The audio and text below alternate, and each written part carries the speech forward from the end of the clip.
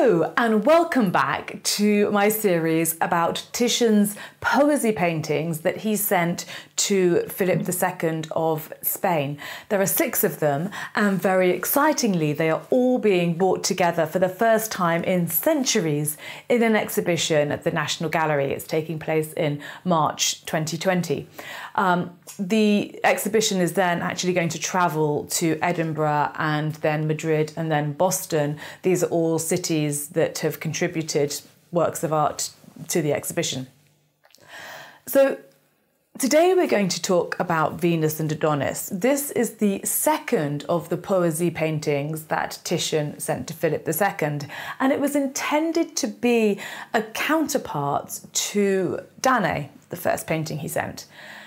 Why a counterpart? Well, this is explained really in the letter that Titian sent to Philip II accompanying the painting of Venus and Adonis.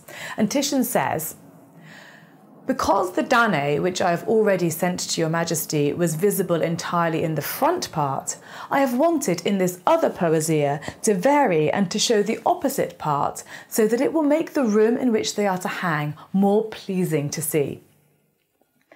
So I think from this, it's very obvious that Titian was really working on the erotic potential of these nudes. There's also something else here, because Danae and Venus and Adonis are both exploring the vagaries of love in different ways. In Danae, we have the love that happens, the love that can be. It's literally happening on the canvas, isn't it? In Venus and Adonis, we have the love that cannot be. It's a sad story. So the story of Venus and Adonis comes, like Danae, from Greek mythology. It's told in Ovid's Metamorphoses, and it begins when Venus is out playing with Cupid, her son Cupid, and she is accidentally grazed by one of his arrows. Now, she doesn't think anything of this until a passing youth catches her eye, Adonis, and she falls absolutely head over heels in love with him in an instant. So Ovid tells us that as soon as she's fallen in love with Adonis, Venus abandons her usual pastimes, which generally involved adorning herself and having her hair done, and started to follow him everywhere. Adonis, for his part, didn't mind too much, it would seem, because she's a beautiful goddess. Happy days for him. But Adonis was a typical man of his era, and he loved to hunt. Venus was a typical goddess, and she had the gift of foresight. So when Venus said to Adonis, "Do not hunt any big game or any dangerous animals that could harm you," he really should have listened to her. One day, Venus has to leave Adonis. Maybe she really does need her hair done by now. And no sooner has she gone than Adonis's dogs smell the scent of wild boar, and he can't resist the lure of the chase, so they're off. Venus is halfway across the sky in her chariot, and she hears the dying cries of her lover. She comes back, by which time he's already dead. She's utterly devastated, and so where his blood has spilled, she sprinkles a little bit of nectar. From this grows a flower. It's the anemone, and it's a reminder of Venus's grief and also of the fragility of Adonis's life. An anemone actually means windflower, so a flower that can just be destroyed by a gust of wind.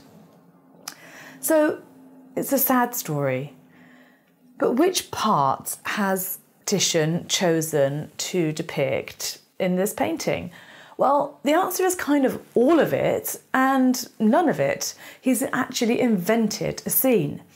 If you think about it, if he was to choose the scene of the lovers parting, which actually isn't even depicted in Ovid, you'd have Venus leaving Adonis anyway. So that kind of doesn't really work. Goddess leaves lover to go and get her hair done. Nothing to see here. When Adonis is killed by a wild boar, Venus isn't there. And as we've seen, a prerequisite of these paintings is a naked woman or a naked goddess. And then the next time they're together, okay, so you could have a naked goddess, but Adonis is dead, so presumably that wasn't particularly interesting to either Titian or Philip II. So Titian has had to come up with something that makes sense to the story, but that heightens Venus's sense of foreboding and desperation.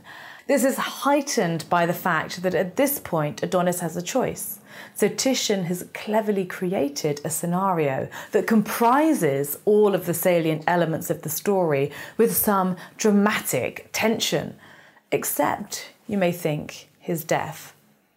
But actually, that's there too.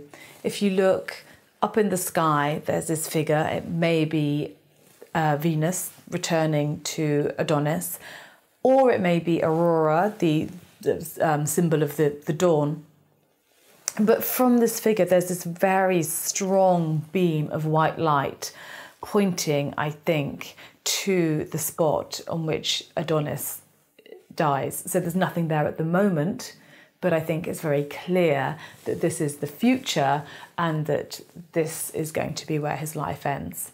So this sort of presentiment of death is hanging quite literally over the painting. So next time we are going to look at just how Titian has managed to mix up the utterly tragic with the incredibly sexy.